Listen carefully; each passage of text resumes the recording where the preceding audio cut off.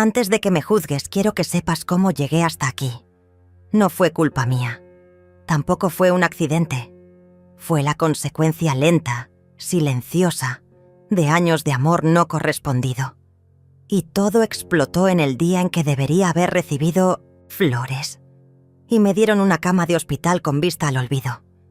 Era mi cumpleaños número 65. Me desperté temprano, como todos los días, porque mi cuerpo ya no conoce otra rutina. Preparé café con canela, el que siempre le gustaba a Carlos, mi hijo. Aunque él no vivía conmigo desde hacía años, ese día sentí algo. No era intuición, era costumbre. Esa esperanza tonta que una madre no puede apagar, aunque la vida se lo haya pedido 1000 veces. Había horneado un pequeño bizcocho la noche anterior, solo por si acaso. Puse la mesa con las tazas antiguas que me regaló mi madre y me puse el vestido azul que usé cuando bautizamos a Beatriz, mi nieta. Me miré al espejo. El tiempo había hecho su trabajo. El rostro marcado, los ojos apagados, la piel cediendo, pero por dentro aún quedaba algo de fuego. A las 10 en punto tocaron el timbre. Era Carlos. Sonrió. No llevaba flores, ni un paquete, ni una carta. Nada. Solo su celular en la mano, revisando mensajes mientras decía «Feliz cumpleaños, mamá», como si fuera un trámite. Me abrazó de lado, con una frialdad que dolía más que una bofetada. Yo no dije nada. Solo le sonreí, por costumbre. Me preguntó si había empacado todo. Le respondí con un «¿Todo qué?», que salió más frágil de lo que yo quería. «Mamita, hablamos de esto. Ya no podés vivir sola. Es peligroso. El edificio no tiene ascensor. Y bueno, encontré un lugar muy bueno, con atención médica, actividades. Vas a estar bien cuidada». No sabía si gritar o llorar, pero no hice ninguna de las dos cosas. Solo asentí, porque una madre aprende a tragarse palabras para no perder lo único que le queda, la presencia de su hijo, aunque esa presencia sea una sombra que te empuja a desaparecer. Tomó mi maleta, la misma que usé cuando me mudé por primera vez con su padre, hace casi 40 años, y la metió en el coche. No me dejó terminar el café, ni probar el bizcocho. Durante el camino, habló de su trabajo, de un negocio nuevo con Marco, el esposo de Beatriz, de cómo estaban ajustando algunos documentos para facilitar una transferencia de unos terrenos que yo ni sabía que seguían a mi nombre. Yo no respondía, solo miraba por la ventana, memorizando las calles. No quería olvidar, como si recordar fuera lo único que me mantenía viva. El asilo estaba limpio, blanco, frío. Me recibió una enfermera amable, Lucía. Tendría unos 30 años. Ojos cansados pero dulces. Me dijo que me iban a asignar un cuarto con ventana, que tenía compañera pero que era tranquila. Carlos no subió conmigo. Me dejó en recepción. Me besó la frente, sin mirarme a los ojos. Y se fue. Así terminó mi cumpleaños. En una habitación que olía a desinfectante, rodeada de mujeres que hablaban solas, con paredes cubiertas de dibujos de nietos que nunca vendrían. Esa noche no dormí. Revisé mi bolso. No por buscar consuelo, sino por instinto. Entre pañuelos, pastillas y mi libreta de notas, encontré algo que no recordaba haber guardado. Un sobre amarillo, con mi nombre escrito a mano. Reconocí la letra al instante. Era de Juan, mi hermano mayor. Murió hace 3 años. No entendía cómo ese sobre había llegado allí. Tal vez lo había guardado y olvidado. Tal vez el destino tiene formas curiosas de gritarte al oído. Lo abrí. La carta era breve, directa.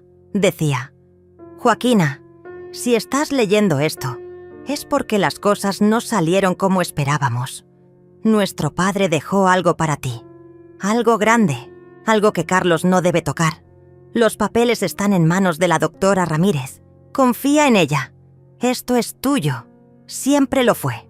Y algún día, cuando estés lista, va a devolverte todo lo que te quitaron. Tuve que leerlo 3 veces. Después, lo guardé debajo del colchón y no dije nada. Durante los días siguientes, fingí. Fingí estar cómoda. Fingí que me gustaban los talleres de pintura con pinceles rotos.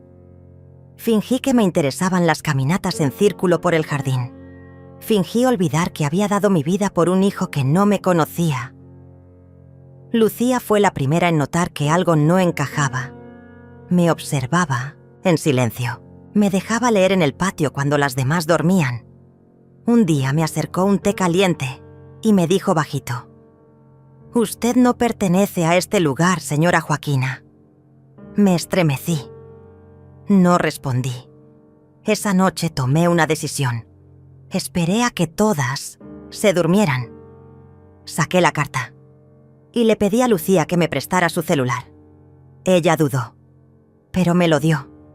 Busqué en internet: Doctora Ramírez, notaria, Ploas, Juan Méndez. Apareció de inmediato. Un despacho pequeño pero con reputación impecable. Lee. Mandé un correo con una sola frase: «Soy Joaquina. Encontré la carta. ¿Sigue en pie?». Apagué el celular y recé. 2 días después, Lucía vino corriendo. Traía una sonrisa que no conocía. Me dijo que una mujer estaba esperándome en la entrada, que tenía documentos y que traía flores. Rosas blancas. Era ella, la doctora Ramírez. Nos sentamos en una sala vacía, con olor a lavanda artificial. Me mostró un portafolio. Dentro había escrituras, extractos bancarios, títulos de propiedad y una lista de inversiones que ni sabía que existían. Mi nombre estaba en cada hoja. Mi nombre, no el de Carlos. Mi padre había dejado todo a mi nombre, pero había una cláusula. Solo podía acceder a todo si no vivía con ningún familiar, ni cedía ningún derecho. Juan había protegido cada paso. Me temblaban las manos, pero no lloré, porque sentí, por primera vez en mucho tiempo, que aún tenía algo que decir. Firmé los papeles. La doctora Ramírez me explicó el resto con calma, que Carlos había intentado vender algunos terrenos sin saber que ya no podía, que Marco estaba usando mi nombre en algunos contratos, que si querían seguir, tendrían que enfrentarse a la ley. Y entonces hice algo que nadie esperaba. Le pedí a Lucía que me ayudara a preparar una entrevista. No dije para quién. Solo le dije que quería contar una historia sobre una mujer invisible, una madre que lo dio todo y a la que le devolvieron silencio. La mañana siguiente me levanté antes que el sol. Había dormido poco, pero por primera vez no me sentía vacía. Sentía algo distinto, como una especie de calor bajo la piel. No era alegría, era preparación, como si mi cuerpo supiera que se acercaba una batalla, pero no esta vez como víctima, sino como la única que sabía la verdad. Lucía me encontró en el jardín, sentada sola en el banco de piedra, donde usualmente las otras residentes daban de comer a las palomas. Ella me trajo un café, esta vez con canela, como le había contado días atrás. No dijo nada, pero sus ojos lo decían todo. Sabía que algo estaba por cambiar. Le agradecí en voz baja, y antes de que pudiera irse, le tomé la mano. Le pedí que me ayudara con algo más. Necesitaba grabar un video, solo unos minutos. Nada editado, nada actuado, solo yo, mi historia y el peso de los años que nadie quiso escuchar. Lucía no dudó. Buscamos una esquina tranquila, junto a la ventana donde cada tarde entraban los rayos anaranjados del atardecer. Me senté con el vestido azul otra vez, el mismo de mi cumpleaños. Tenía un pequeño desgarro en la manga, pero no importaba. Quería que fuera real. Miré a la cámara, respiré hondo y hablé. Me llamo Joaquina, tengo 65 años y esta es la historia de cómo mi propio hijo me dejó en un asilo el día de mi cumpleaños. sin siquiera mirarme a los ojos. Conté todo, sin lágrimas, sin pausa, desde los días en que lo llevaba de la mano al colegio, hasta las veces en que vendí mis anillos para pagar su universidad, de cómo soporté humillaciones de su padre para que él tuviera un hogar, de cómo me convertí en niñera, cocinera, enfermera, todo al mismo tiempo, y cómo, al final, terminé sola, abandonada como un mueble viejo, en un lugar donde las personas esperan la muerte con los ojos perdidos. Lucía lloraba en silencio detrás del celular. Cuando terminé, le pedí que lo subieras a internet, en una cuenta nueva que abrí esa misma mañana con ayuda de la doctora Ramírez. No puse mi apellido. Solo, una madre como tantas. Durante los días que siguieron, volví a la rutina. Pero ahora cada gesto tenía un sentido diferente. Leía los correos que llegaban a la cuenta, algunos de desconocidos que me agradecían por hablar, otros de mujeres mayores que contaban historias parecidas. Lucía me leía los comentarios en voz alta cada noche, como si fueran canciones. Una semana después, algo pasó. Estaba en la sala común cuando escuché una exclamación. Una de las enfermeras mostró su celular y dijo: «¡Miren esto!». Era un artículo de un diario digital. Título: «La historia de una mujer olvidada por su hijo emociona al país». Me dejaron en un asilo el día de mi cumpleaños. Había capturas de mi video, mi cara, mi voz, y debajo, miles de comentarios, cientos de compartidos. Se estaba volviendo viral. No dije nada. Solo miré la pantalla con una mezcla de miedo y orgullo. Ese mismo día, recibí un correo urgente de la doctora Ramírez. «Carlos ha visto la publicación. Llamó al despacho. Exige verte. Está furioso. Lucía», que leía sobre mi hombro, me miró preocupada. Yo solo dije: «Que venga». 2 días después, apareció. Entró como si aún tuviera poder sobre mí, con paso firme, camisa blanca, celular en mano y el ceño fruncido. No saludó a nadie. Fue directo hacia mí, que estaba sentada en el mismo banco de piedra. Lucía estaba cerca, fingiendo regar las plantas. «¿Qué hiciste, mamá?». No respondí. «¿Por qué publicaste ese video? ¿Querés destruirnos?». «No, solo quiero que me escuches. Esto no es justo. Todo lo que hicimos por vos». Comenzó a gritar.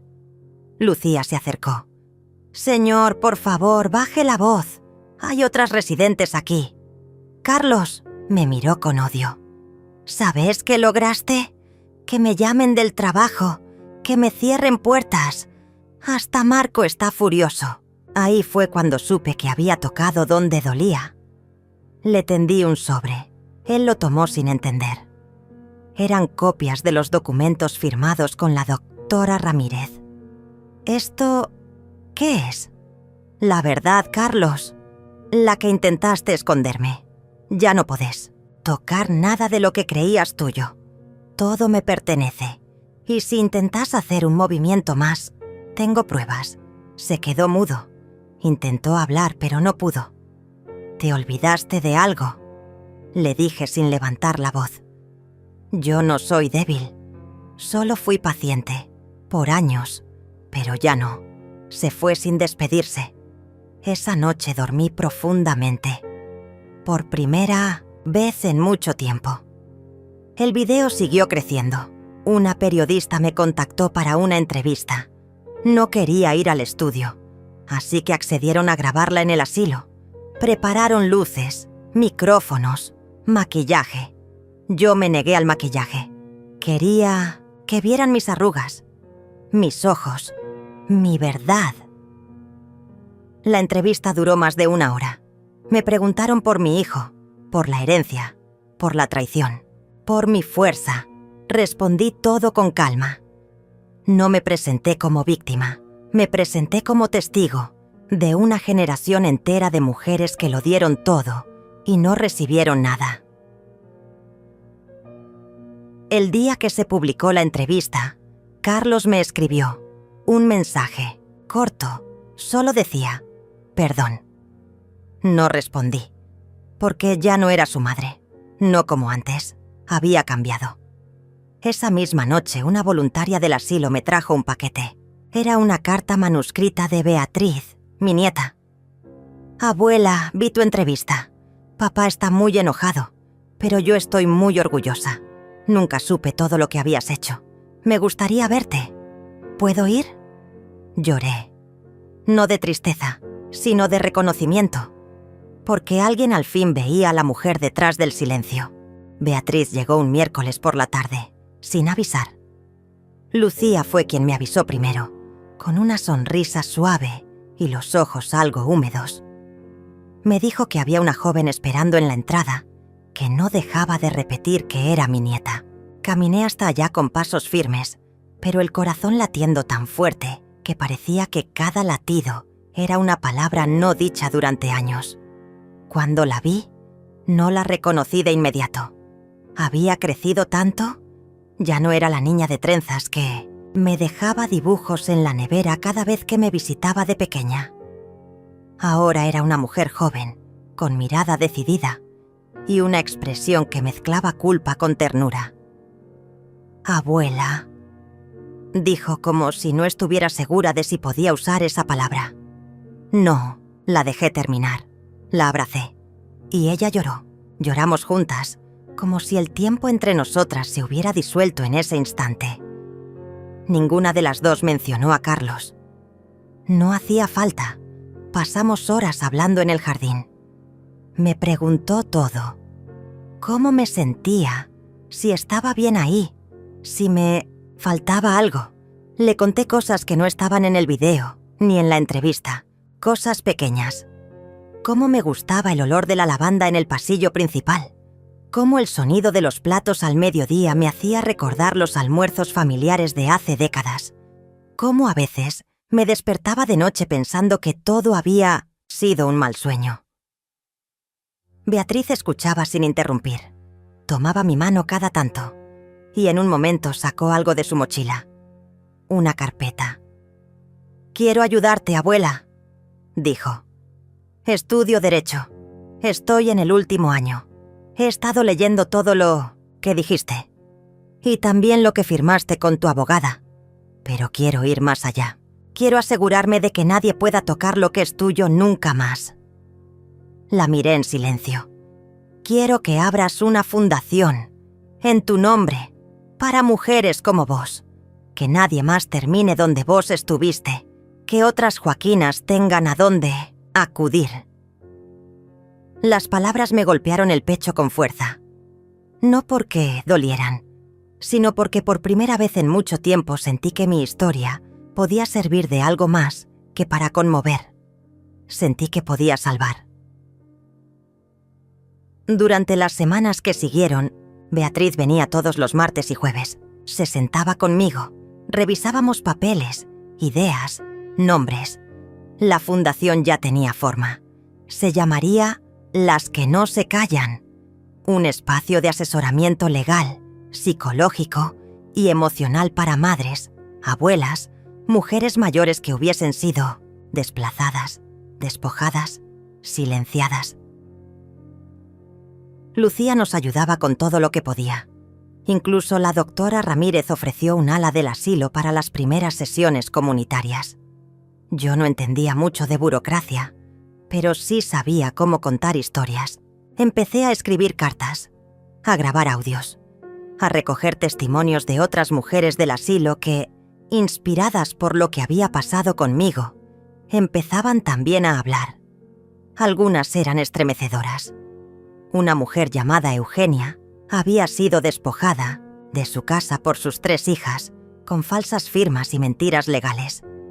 Otra, Clara, era visitada cada Navidad por su hijo, solo para pedirle dinero, hasta que un día no le quedó más que su bata y un rosario roto.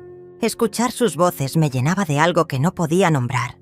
Era tristeza, sí, pero también una rabia serena, una fuerza ancestral, como si juntas estuviésemos tejiendo una red invisible, una armadura. Un día Beatriz me trajo una carta. Era del canal de televisión que había hecho la primera entrevista. Querían hacer un documental. No solo sobre mí, sino sobre el fenómeno que se había generado. El título provisional era La madre que cambió las reglas. Acepté, pero puse una condición, que también incluyeran a las otras mujeres. No quería ser el centro, quería ser el comienzo. El rodaje empezó en octubre. Vinieron camarógrafos, periodistas, técnicos de sonido. Las habitaciones del asilo se llenaron de luces, cables y voces suaves que pedían permiso antes de grabar. Yo les hablaba mirando a cámara, pero sin actuar, con la misma voz con la que le hablaba a Beatriz. Y al final de cada sesión, pedía que incluyeran una foto vieja, una mía, con Carlos en brazos, cuando él tenía solo 3 años. Era la única que conservaba en mi cajón. Una tarde, mientras filmábamos en el jardín, Beatriz recibió una llamada. Era Carlos. Quería hablar conmigo. Ella me pasó el teléfono, temblando. «Mamá», dijo él con una voz desconocida, más frágil. «Me están despidiendo del bufete. No puedo salir a la calle sin que me reconozcan». Beatriz no me responde. «Necesito que pares con esto». No dije nada. «No sabes lo que estás haciendo. Estás destruyendo todo». «No», respondí. «Al fin. Estoy reconstruyendo». Y colgué. El silencio que quedó después fue más ruidoso que su voz. A partir de ahí se aceleraron las cosas. La fundación fue aprobada. Recibimos una donación anónima que permitió alquilar una pequeña oficina en el centro. La doctora Ramírez pidió licencia para trabajar de forma externa como asesora. Lucía se sumó como coordinadora. Yo grababa mensajes semanales. Algunos se volvían virales.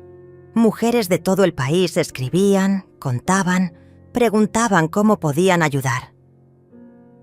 Beatriz me trajo una carta un día, de María, una mujer de Córdoba que había visto el documental.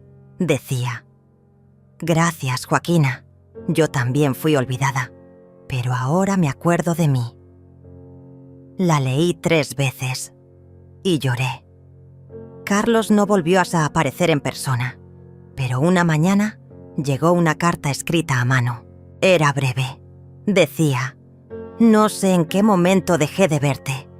Quizás fue cuando empezaste a volverte invisible. Perdón, mamá. No por dejarte en el asilo, sino por no verte antes». No supe qué hacer con esa carta. La guardé, no como perdón, sino como prueba de que él, al menos por un segundo, me había visto. La fundación Las que no se callan fue inaugurada oficialmente el 15 de diciembre. Yo llevé el vestido azul otra vez. Lo había mandado arreglar. Beatriz me ayudó a subir al pequeño escenario improvisado. Frente a mí había más de 80 personas, voluntarios, abogados, enfermeras, hijas, nietas, periodistas, sobrevivientes. Tomé el micrófono y dije: «Durante muchos años pensé que lo correcto era callar, que el amor se medía en sacrificios, que ser madre era desaparecer. Pero hoy estoy acá para decir que ninguna mujer tiene que volverse invisible para ser amada, que ninguna madre debe ser abandonada el día de su cumpleaños, que ninguna historia debe quedar en silencio». Hubo aplausos, pero más que eso, hubo miradas llenas de verdad. Ese día, por primera vez en décadas, sentí que mi vida no había sido en vano, no solo por mí, sino por todas. Después de la inauguración de la fundación, no pasó una sola semana sin que llegaran nuevas cartas. Algunas eran escritas con una caligrafía temblorosa, en papel amarillento. Otras, en correos electrónicos enviados por nietas o hijas que escribían en nombre de sus madres, abuelas, vecinas, mujeres que habían vivido en silencio, mujeres que ahora, por primera vez, Se atrevían a hablar. No era fama lo que me había encontrado. Era eco, una tarde de enero, mientras regaba mis hortensias. Sí, ahora tenía un pequeño cantero junto a la ventana del cuarto del asilo, regalo de Beatriz. Lucía entró con el ceño fruncido y el teléfono en la mano. «Señora Joaquina», lo llamaron del canal internacional. «Quieren entrevistarla, en vivo». La miré sin dejar de sostener la regadera. ¿En vivo? Sí, esta noche, en el programa principal de actualidad. No respondí de inmediato. El agua seguía cayendo, mojando la tierra oscura. Pensé en todo lo que había hecho en silencio, en todo lo que había soportado sin testigos. Y ahora todo eso estaría frente a millones. Asentí esa noche. Beatriz me acompañó al estudio. Me maquillaron, me ajustaron un micrófono diminuto al cuello y me sentaron en una silla negra, frente a una cámara. Las luces eran tan intensas que sentía el calor filtrarse por la piel. El conductor del programa, un hombre de voz grave y sonrisa contenida, me saludó con respeto. «Joaquina, millones de personas la están viendo ahora.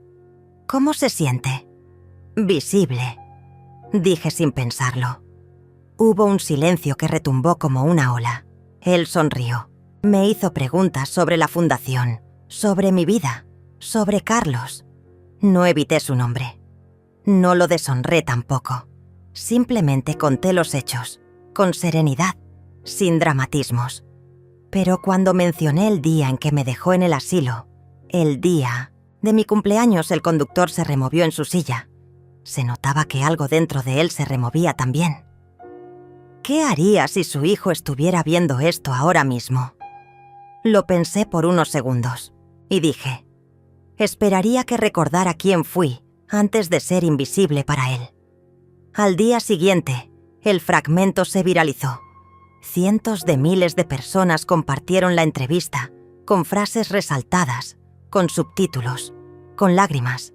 El hashtag #visible como Joaquina se convirtió en tendencia. La fundación recibió una avalancha de mensajes, ofrecimientos de ayuda, donaciones. Pero no todo fue luz. A la semana, recibimos una citación judicial. Carlos me estaba demandando por difamación. Beatriz temblaba cuando me lo dijo. Pero yo, por dentro, estaba más firme que nunca. Porque sabía que tenía todo en regla. Sabía que no había dicho una sola mentira. Y más aún, sabía que ahora no estaba sola. Me reuní con la doctora Ramírez, con Beatriz y un nuevo abogado que se ofreció a representarme pro bono. Armamos una carpeta con cada testimonio, cada grabación, cada documento firmado. Teníamos las escrituras, las transferencias bancarias que Carlos había hecho antes de declararme mentalmente inestable. Teníamos los registros de llamadas, las cartas, incluso el informe de una trabajadora social que había querido visitarme en la casa y nunca había sido recibida. El día de la audiencia llegó. Carlos apareció con un traje gris, más delgado, ojeroso. No me miró.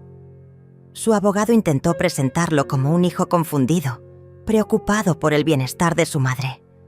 Alegó que había querido internarme para protegerme, que las entrevistas, los videos, la exposición me estaban haciendo daño. Cuando me tocó hablar, lo hice de pie, con voz clara. Mi hijo no me internó por amor, me desechó por vergüenza. No le gustaba que sus colegas supieran que su madre vendía empanadas para pagar el gas. No le gustaba mi ropa vieja ni mis manos marcadas por los años. Le molestaba que yo lo llamara durante el almuerzo. Le incomodaba mi existencia. El juez me pidió pruebas. Las teníamos todas, uno a uno. Los documentos fueron entregados.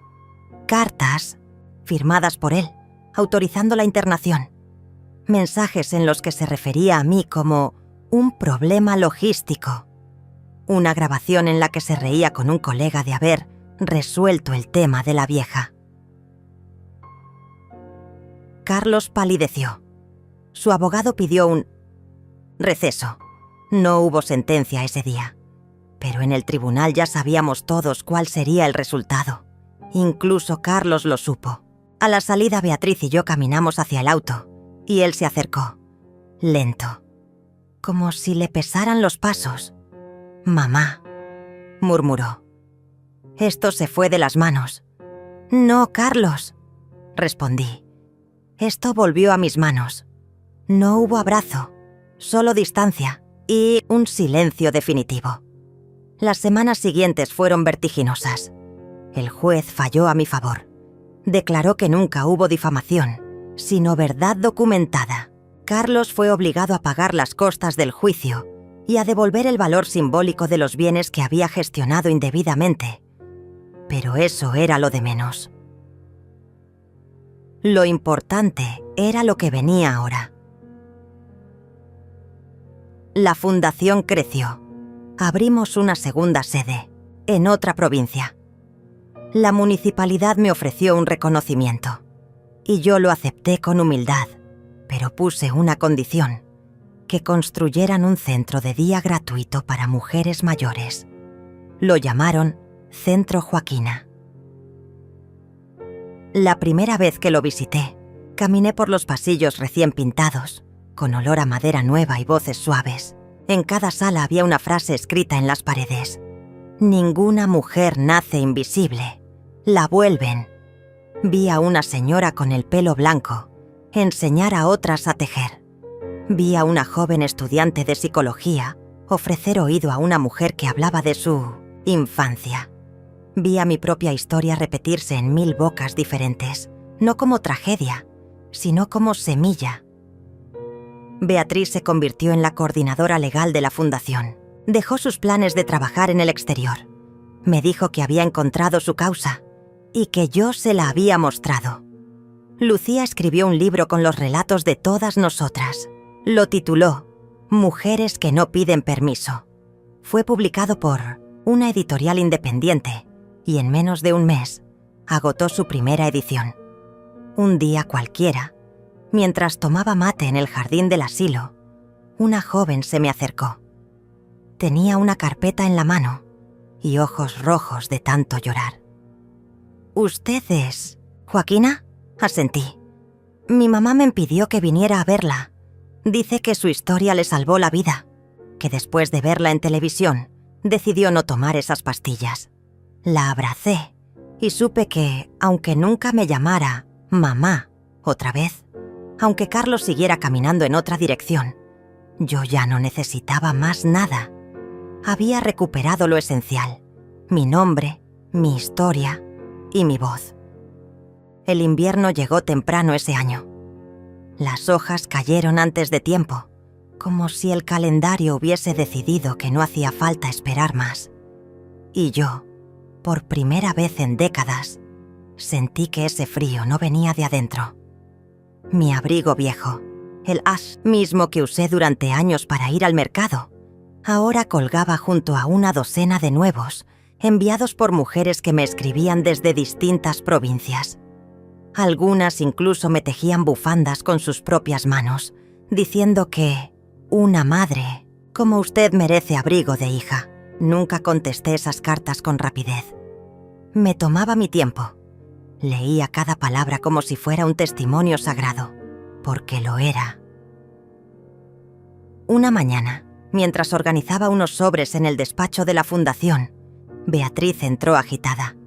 Traía consigo una hoja impresa y los ojos brillantes. «Abuela», dijo sin aliento, «te nominaron». «¿Nominaron?»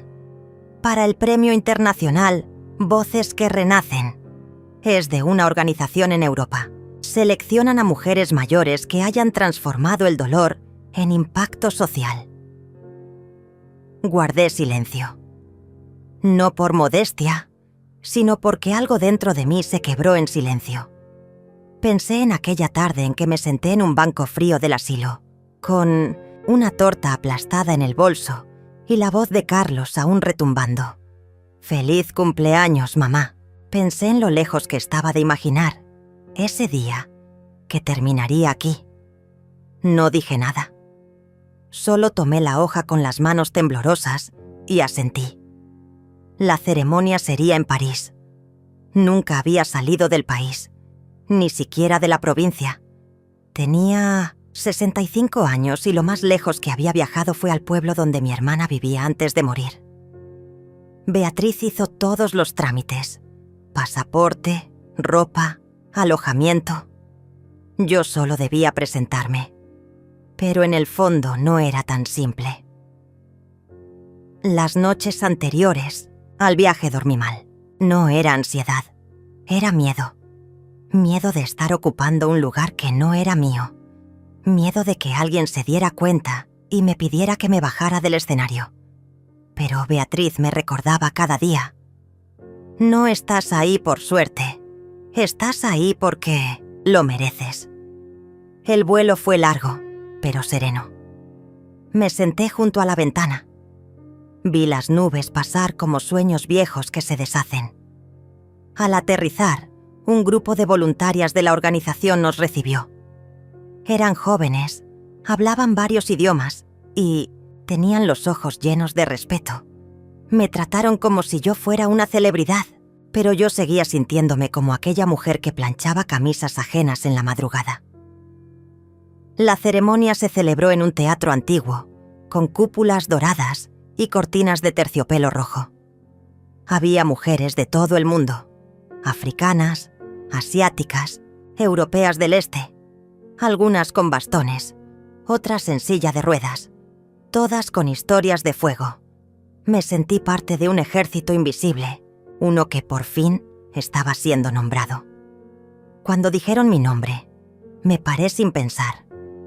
Caminé hasta el escenario con el corazón golpeando fuerte, pero firme. Me entregaron una pequeña estatuilla de cristal. Tomé el micrófono y respiré hondo.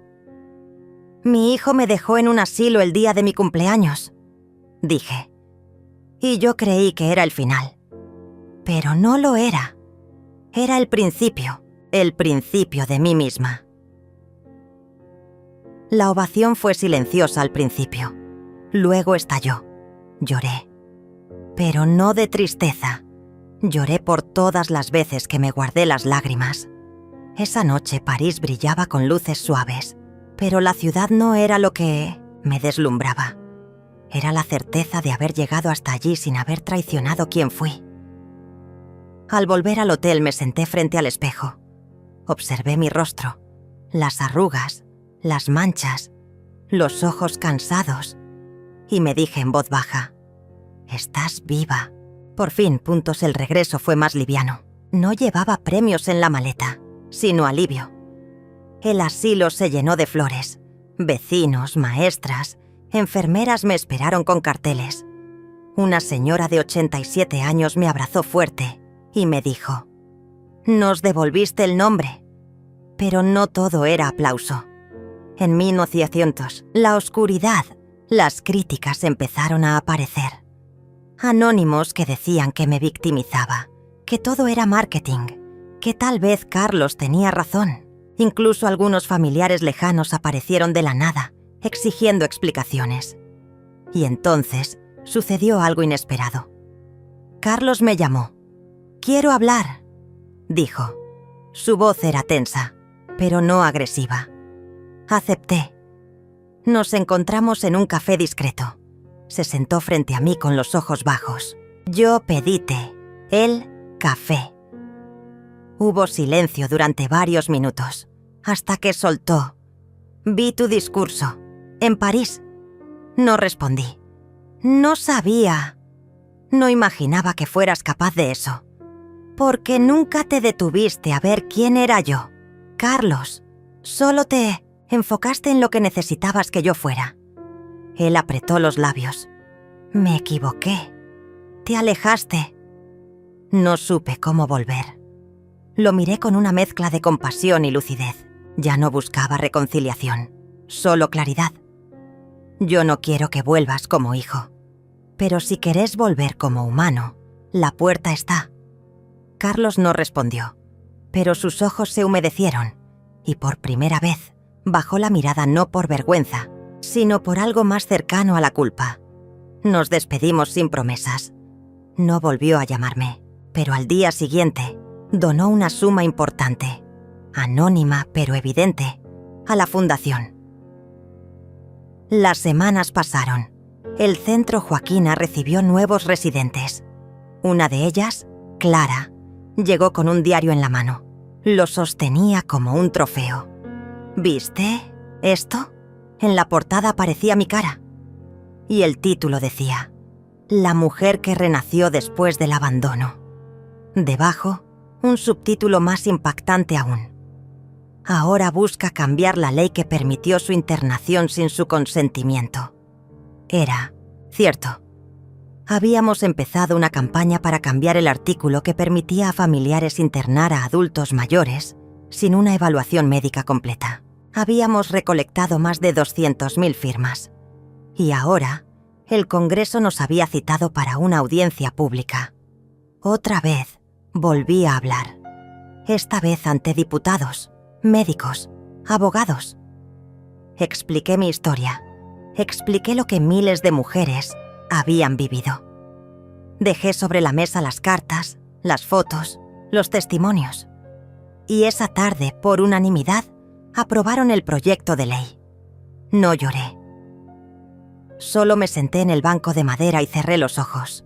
Había justicia, había reparación, había legado.i. Más importante aún, había miles de Joaquinas que ahora sabían que no estaban solas.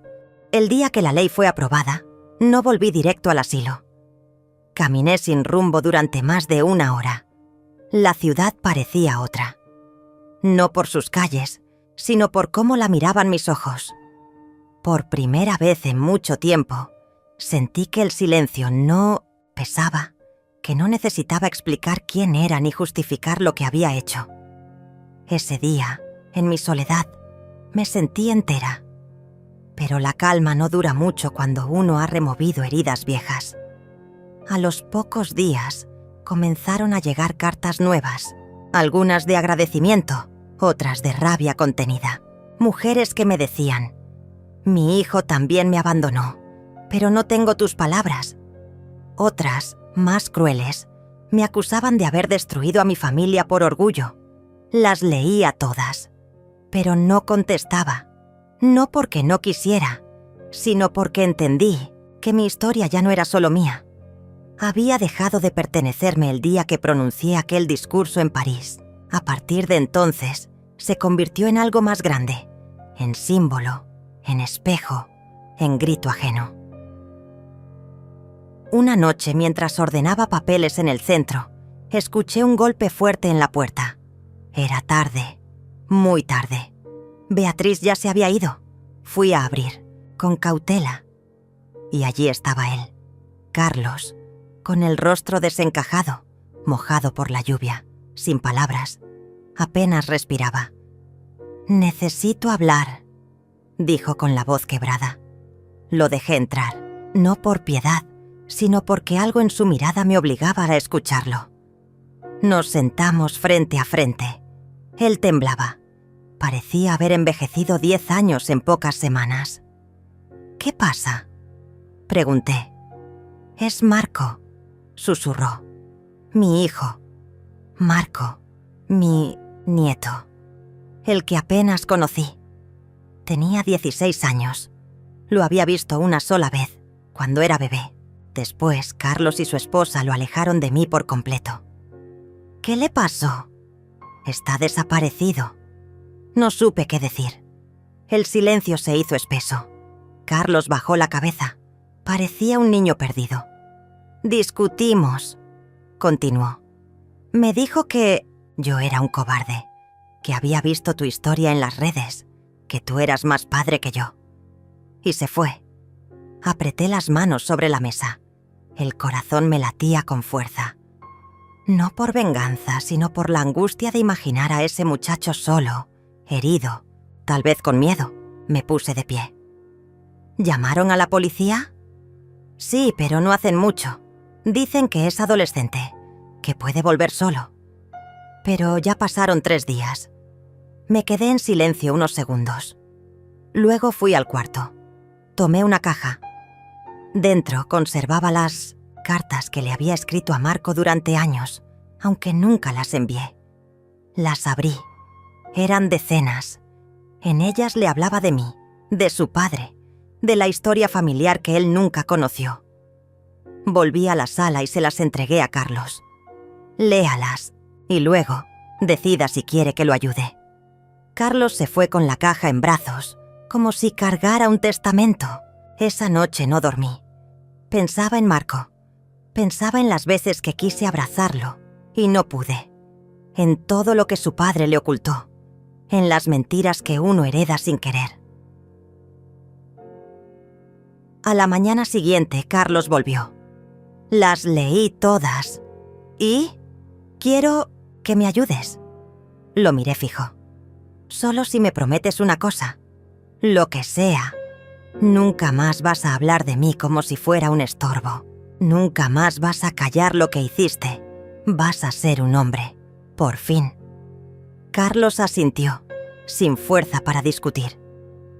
Empezamos a buscar a Marco juntos. Recorrimos terminales, hospitales, estaciones de tren. Pusimos carteles, hablamos con amigos. Fue una semana interminable. Hasta que una tarde, una voluntaria del centro recibió un mensaje por redes. Era una foto. Marco estaba sentado en una plaza de Rosario, con una mochila y cara de cansado. Lo habían visto varias veces por allí. Me subí al auto con Carlos sin decir palabra. El viaje fue largo, silencioso, pero no incómodo. Él parecía otro, yo también. Cuando lo encontramos, Marco estaba dormido en un banco. Tenía los ojos hundidos, el pelo largo, la ropa sucia. Me acerqué despacio, me senté a su lado. Él despertó sobresaltado. Me miró. No dijo nada. Solo se le llenaron los ojos de lágrimas. «Hola, Marco», susurré. «¿Eres tú?» «Sí, soy yo». Él tembló. «¿Por qué nunca me hablaste?» «Porque no me dejaron, pero ahora estoy aquí. Si querés, podemos hablar». Carlos estaba detrás, de pie, sin saber qué hacer. Marco lo miró con rabia. Luego me miró a mí. Me tomó la mano. «Vámonos», dijo. «Quiero ir contigo». Carlos quiso intervenir, pero lo detuve con una mirada. Nos fuimos juntos. Lo llevé al centro. Le preparé una cama. Le cociné arroz con leche. Hablamos toda la noche. Le conté todo, sin adornos, sin odio. Solo la verdad. Pasaron semanas. Marco se quedó conmigo. Volvió a estudiar. Se sumó al proyecto. Empezó a dar charlas en colegios contando su historia. Un día, frente a un grupo de adolescentes, dijo: «Mi abuela me enseñó lo que es el coraje y me salvó, aunque no era su obligación». Yo lloré, en silencio, al fondo de la sala. Carlos comenzó a venir al centro con más frecuencia. Al principio en silencio, luego con tímidos aportes. A veces venía a limpiar, otras a ayudar con trámites. Nunca pidió perdón, pero su forma de estar, de hacer, empezó a me hablar por él. No éramos una familia perfecta, éramos sobrevivientes, y eso bastaba. Un día, mientras regaba las plantas del jardín, Beatriz me abrazó por detrás. «Abuela». «¿Sí? Te están esperando en el salón. Hay alguien que quiere verte». Fui. Y allí estaba una mujer, joven, llorando. Me abrazó fuerte. «No me conoces, pero tu historia salvó a mi mamá. Yo la había dejado sola. La interné porque me molestaba. Y luego vi tu video. Y me arrepentí. Fui a buscarla. Está viva. Está conmigo». La abracé también. Y supe en ese instante que todo el dolor que cargué había servido. Que la herida había florecido. Esa noche escribí una carta. A mí misma. Decía: «Sobreviviste. No porque te salvaste sola, sino porque te atreviste a pedir ayuda, porque no te callaste, porque amaste, incluso cuando no te amaban. Y ahora estás en paz. No perfecta, pero libre. Las semanas siguientes fueron un torbellino. Las visitas al centro aumentaron. Llegaban mujeres mayores, solas, con bolsas pequeñas, fotos dobladas, cartas que nadie leyó. Venían buscando algo que no sabían nombrar, pero que reconocían en mi mirada. Algunas venían con sus hijas, sus nietos, sus heridas aún abiertas. Otras venían solas, con la dignidad aún entre los dedos. No teníamos camas para todas, ni espacio suficiente. Pero nunca dijimos que no.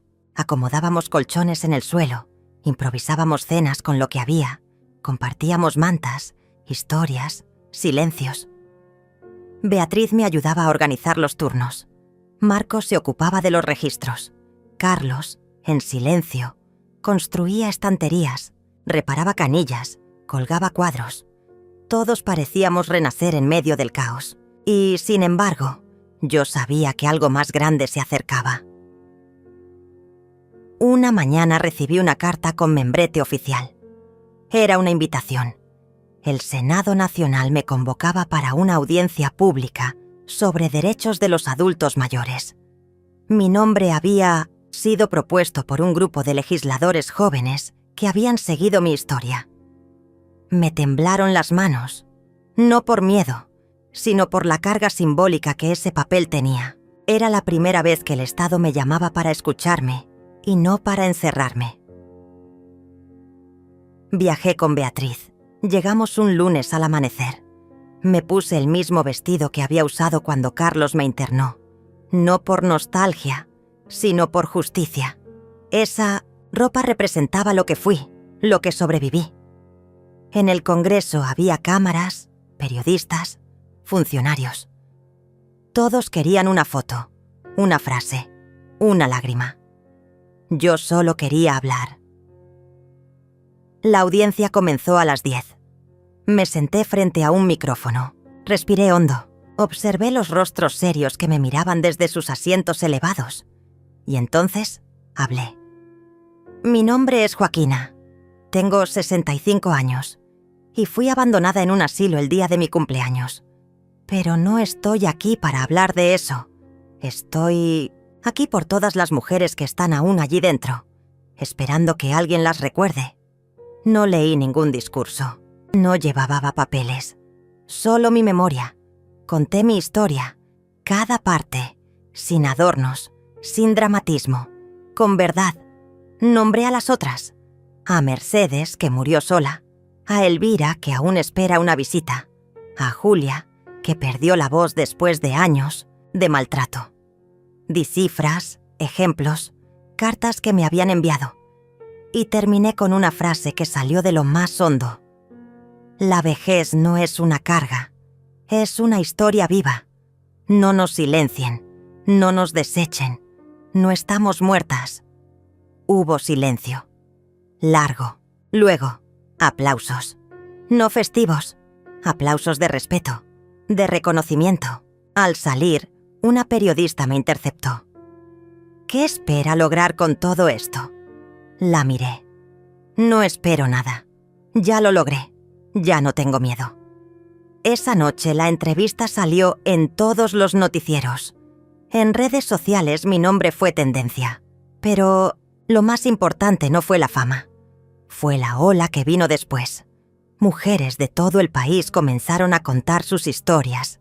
Videos, audios, textos. Hijos que pedían perdón. Nietos que regresaban. Instituciones que eran denunciadas. Lo que comenzó como una herida personal se transformó en un movimiento colectivo. Lo llamaron Las Invisibles. Beatriz propuso convertir el centro en fundación. Le dimos forma legal. Conseguimos donaciones. Universidades enviaban voluntarios. Psicólogos, trabajadores sociales, estudiantes de derecho. Organizábamos talleres, charlas, grupos de escucha.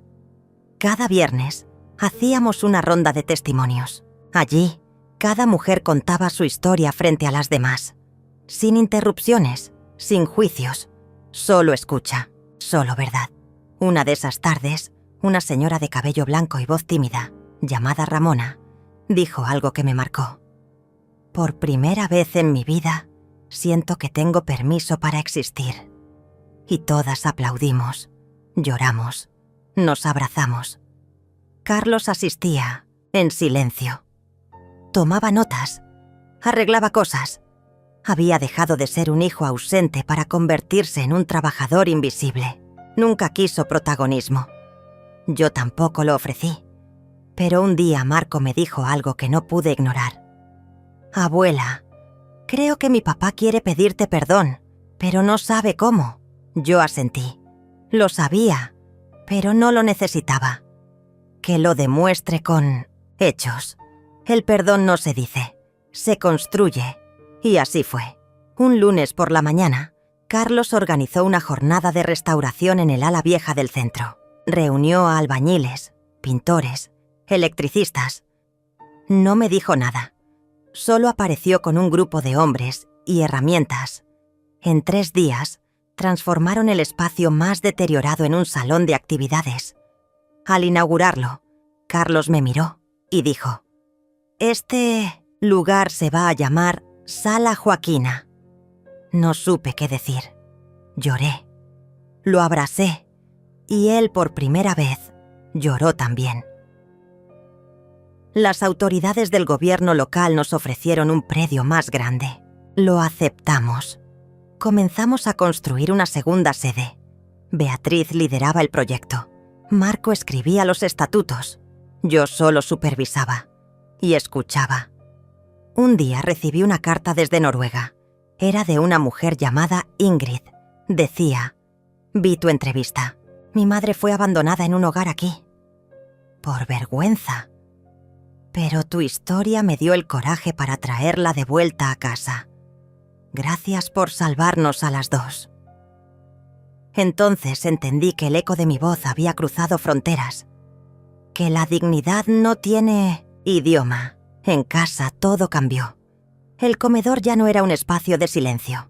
Era una mesa larga, llena de platos compartidos, risas, planes. Las fotos de mis hijos estaban de nuevo en la repisa. No como trofeos, sino como testigos del tiempo. Aprendimos a convivir con nuestras fallas, a nombrar lo que dolía, a pedir ayuda y a darla. Una tarde Beatriz me preguntó: «¿Estás feliz, abuela?». Pensé y le respondí: «No siempre, pero estoy en paz, y eso, a mi edad, vale más que la felicidad».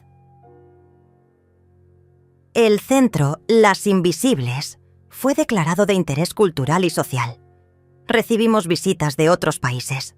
Vinieron a entrevistarme desde Francia, Colombia, Japón.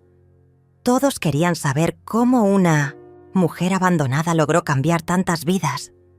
Yo siempre respondía lo mismo. Porque nunca estuve sola del todo. Siempre hubo una voz dentro de mí que decía: «Aguanta, ya viene». Y vino.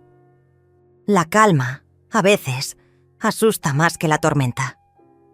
Después de meses de actividad frenética, de entrevistas, reformas, audiencias, reconocimientos, el centro comenzó a funcionar como un corazón que ya encontró su ritmo. Las mujeres llegaban, compartían, sanaban. Algunas se quedaban. Otras, con el tiempo, regresaban a sus casas, reconciliadas con sus hijos, con sus heridas, con sus cuerpos. Yo comencé a dormir mejor, a caminar por el jardín sin pensar en lo que faltaba. Aprendí a escuchar el canto de los pájaros sin pensar en el reloj. Pero fue entonces, justo cuando todo parecía encontrar su lugar, que el pasado llamó a mi puerta. Literalmente, era un jueves por la tarde. El sol ya caía cuando Marco vino corriendo. «Abuela», dijo agitado, «hay una señora en la puerta que dice conocerte». No quiso dar su nombre. Salí. Y allí estaba, con un sombrero viejo, los labios apretados, La misma mirada de hace 30 años. «Hola, Joaquina», dijo. Su voz no temblaba. Era Estela, mi hermana. No la veía desde la muerte de nuestra madre. Aquella vez discutimos. Ella me culpó por no haber estado presente. Yo le grité que ella nunca ayudó. Nos dijimos cosas que rompieron algo más que el vínculo. Y desapareció, sin cartas, sin llamadas. ¿Puedo pasar?, preguntó. Asentí. La llevé al banco del jardín. Nos sentamos en silencio. No sabíamos por dónde empezar. «Vi la entrevista», dijo por fin. «Me llevó tiempo reconocerte. Te ves distinta». «¿Mejor?», pregunté con cierta ironía. Ella suspiró. «Te ves viva. Y yo no sé si puedo decir lo mismo». Entonces habló. Me contó que se había casado joven, que su marido murió hace años, que no tuvo hijos, que vivió en una pequeña ciudad, cuidando a una suegra enferma, que después de verla en televisión, algo en su interior se quebró. Decidió buscarme. «No quiero nada», dijo. «Solo saber si aún hay algo de nosotras que no se rompió del todo». La miré. Era difícil. No porque le guardara rencor, sino porque me dolía recordar. Pero había aprendido que sanar también implicaba volver a mirar lo que evitamos. «Pasa», le dije. «Quédate unos días, no te prometo nada, pero te ofrezco mi mesa». Y así fue. Estela se quedó en una habitación, del ala sur. Comía con nosotras, escuchaba. Al principio no hablaba mucho, pero con los días comenzó a compartir su historia con las otras mujeres. Su soledad, su culpa, su necesidad de pedir perdón, incluso sin palabras. Una noche vino a mi habitación. Traía una caja de madera. Dentro estaban las cartas de mamá, todas. Las que yo pensé que se habían perdido. Cartas que me había escrito durante sus últimos años. Cartas que Estela, por enojo, nunca me entregó. Me las tendió en silencio. «Te las debía». Pasé la noche leyendo. Mi madre me hablaba como si el tiempo no hubiera pasado. Me pedía que no me rindiera, que recordara quién era, que no dejara que la tristeza me venciera. Lloré, pero no de dolor, de alivio. Al día siguiente llevé esas cartas al grupo. Las leí en voz alta, una por una. Y al terminar, miré a Estela. «Gracias». Ella lloró. Y por primera vez nos abrazamos sin rencor, sin pasado. Pero no todo eran reconciliaciones. Una semana después, recibí un sobre sin remitente. Dentro había una copia de un documento judicial, una denuncia. Carlos había sido citado por un juzgado. Una mujer, empleada de una residencia privada, lo acusaba de maltrato psicológico durante los años en que él manejaba los bienes de adultos mayores internados. Fui a buscarlo. «¿Es cierto?», pregunté, directa. Él bajó la cabeza. «Antes de que todo esto pasara, cuando papá murió, me metí en un negocio de residencias. No cuidábamos, facturábamos. Y sí, hubo decisiones que no debería haber tomado». «¿Te enriqueciste a costa del abandono?», no respondió. Pero su silencio lo dijo todo. «Tienes que enfrentarlo, Carlos, como adulto, como hombre». Él asintió. Se presentó ante la justicia. No huyó, no negó, declaró.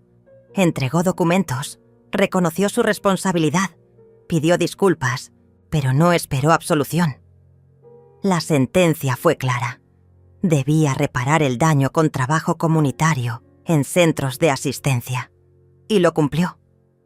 Durante meses, Carlos trabajó en silencio en un hogar en las afueras. Cuidó, limpió, escuchó. Al regresar, no dijo mucho, pero se notaba que algo en él había cambiado. «No vine a que me perdones, mamá. Solo vine a decirte que ahora entiendo. Todo. Y yo por primera vez No sentí rabia, solo una tristeza antigua que, al fin, se disipaba. Con el paso del tiempo, el centro creció. Abrimos una tercera sede. Beatriz se convirtió en directora ejecutiva. Marco, en coordinador de proyectos internacionales. Yo era un símbolo, pero también una presencia activa. Seguía escuchando, seguía compartiendo. Un día me invitaron a dar una charla en una universidad. La sala estaba llena de jóvenes. Comencé mi discurso con una frase que llevaba tiempo repitiendo en mi interior. La vejez no es un error del sistema. Es el resultado de una vida que resistió y merece respeto. Al terminar, una joven se me acercó. ¿Cómo se vive después del abandono? La miré a los ojos. Se vive más liviana, porque ya no tienes que cargar con lo que los otros no supieron ver. Ella sonrió. Me abrazó. Y supe que valía la pena cada palabra, cada cicatriz. Esa noche, al regresar a casa, me senté frente a la ventana. Afuera, la luna era plena. Estela tejía en el sillón. Beatriz leía un informe. Marco jugaba con un gato que habíamos adoptado. Carlos cocinaba algo con olor a infancia. Y yo, simplemente, respiré. No hacía falta más. Pero algo, en el fondo, me decía que aún quedaba una última pieza por encajar. Una decisión pendiente. Un cierre verdadero. Y estaba a punto de llegar. A veces, el verdadero final no llega con una explosión, ni con una frase impactante, ni siquiera con un acto grandioso. Llega con el silencio, con una taza de té que no se enfría, con una carta que se envía sin esperar respuesta, con una decisión tomada sin necesidad de explicaciones. Yo creí que mi historia había terminado cuando la justicia me dio la razón. Cuando mi hijo, de rodillas, me pidió perdón. Cuando mi rostro apareció en televisión como símbolo de resistencia. Pero no. El verdadero final llegó una tarde tranquila de otoño, cuando decidí desaparecer. No físicamente, no como una huida, sino como una elección consciente de dejar de ser la protagonista de mi pasado, para convertirme en el sostén de futuros que no me pertenecen del todo, pero que me necesitan viva. Esa mañana, Beatriz había salido temprano rumbo a una conferencia en otra ciudad. Marco organizaba una actividad con voluntarios de 3 países distintos. Carlos ahora coordinaba proyectos de reintegración familiar con antiguos asistentes sociales.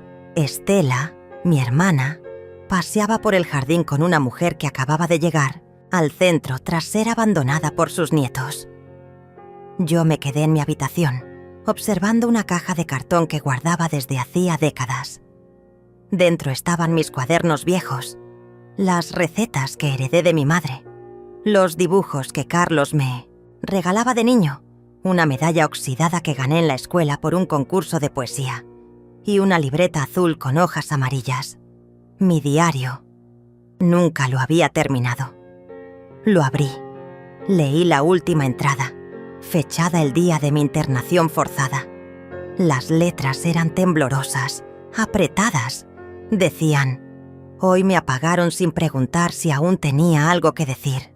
Lloré. No porque doliera, sino porque por fin podía escribir la última frase. Busqué una pluma, escribí con calma, y aún con la voz rota, volví a hablar. No por mí, sino por todas las que siguen en silencio. Cerré la libreta. Me senté junto a la ventana. A lo lejos, vi a una joven que llegaba al centro con una maleta rota. Tenía los ojos vacíos. Caminaba encorvada, como quien no espera nada. Pero al cruzar el portón, Estela la recibió con un abrazo. Marco le ofreció agua. Una voluntaria le tendió una manta. La joven lloró. Y supe que ese era el ciclo que había venido a romper y a reiniciar. Esa noche, escribí una carta a Beatriz. Le dejé instrucciones claras sobre el funcionamiento del centro, los convenios, las becas, los proyectos internacionales. Le dejé también un sobre sellado con documentos legales. Todo lo que poseía ahora era suyo, de ella, de Marco, de las mujeres que encontrarían en ese lugar una segunda oportunidad. Incluí una frase escrita a mano. Libérate también tú, cuando llegue el momento. No repitas mi silencio. Al amanecer, tomé un tren hacia el sur, sin avisar, sin despedirme. Solo llevé una mochila con un cuaderno nuevo, mi libreta azul y la medalla oxidada. Llegué a un pueblo costero que había visitado de joven, antes de ser madre, antes de ser esposa, antes de ser invisible. Renté una pequeña casa frente al mar. Las paredes eran blancas. El suelo de madera crujía. El olor a sal llenaba las mañanas. Comencé a escribir. No sobre mí, sino sobre ellas. Las que conocí. Las que aún no tienen nombre. Las que merecen ser contadas. Mi anonimato duró poco. Una periodista local me reconoció. Había visto mi historia meses atrás. Me pidió una entrevista. Dudé, pero acepté. No para contar lo mismo, sino para dejar claro que lo importante no era mi nombre, ni mi caso, ni siquiera el escándalo. ¿Por qué se fue?, preguntó mientras la grabadora registraba mi voz. Porque a veces, para cerrar una herida, hay que dejar de tocarla. La entrevista se viralizó, una vez más, pero ahora los titulares no hablaban de traición, ni de herencias, ni de juicios. Hablaban de legado, de transformación, de una red de mujeres que, a través del dolor, construyeron una nueva forma de envejecer y de vivir. El gobierno nos ofreció un subsidio permanente. Varias ONG se sumaron a la iniciativa. Se abrieron centros similares en otras regiones. Uno en el norte lleva mi nombre. No me gusta mucho eso, pero Beatriz insistió. Dice que sirve para abrir puertas. Acepté, con una condición: que cada mujer que cruzara ese portón recibiera, junto con su manta y su taza de té, una libreta en blanco. Para que nunca más crean que sus voces no importan. Carlos se convirtió en mentor de nuevos trabajadores sociales. Da charlas, escribe. Le cuesta mirarme sin llorar, pero ya no lo esconde. Me llama todos los domingos. Me dice mamá, con una suavidad que antes no conocía. Marcos sigue soñando con cambiar el mundo. Yo le digo que ya lo hace, cada vez que escucha sin juzgar. Estela se quedó en el centro. Dice que encontró su lugar, al fin. Ya no cose para olvidar, cose para recordar. Y Beatriz se convirtió en algo que nunca imaginé. Una líder, una creadora, una protectora. Pero, sobre todo, una mujer libre. A veces me visita. Llega sin avisar, como yo hice aquella mañana en la que me internaron. Trae vino, pan casero y un cuaderno lleno de ideas. Hablamos, discutimos, reímos, lloramos. Luego se va, prometiendo que volverá con nuevas historias. La última vez que vino me abrazó más fuerte que de costumbre. «Abuela», dijo, «gracias por no rendirte. Si tú no hubieras hablado, yo tampoco habría sabido cómo hacerlo. Y eso fue todo. No necesito más. Ahora, cada tarde, camino por la playa con mi cuaderno. Observo a los niños construir castillos de arena, a los ancianos tomar sol en silencio, a las parejas jóvenes discutir por tonterías. Y sonrío, porque el mundo sigue, porque mi historia fue solo una hebra más en este tejido enorme que es la vida. Pero una hebra que se negó a romperse. Una vez soñé con venganza. Luego soñé con justicia. Hoy solo sueño con continuidad. Con que la dignidad no sea un lujo. Con que nadie más tenga que escribir su nombre en una hoja de admisión un día de cumpleaños. Me llamo Joaquina. Tengo 65 años.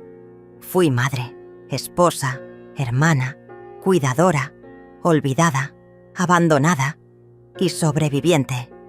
Y si tú estás escuchando esto, si llegaste hasta aquí, recuerda, no estás sola, nunca estuviste y nunca estarás, porque la voz que me devolvieron ahora es tuya.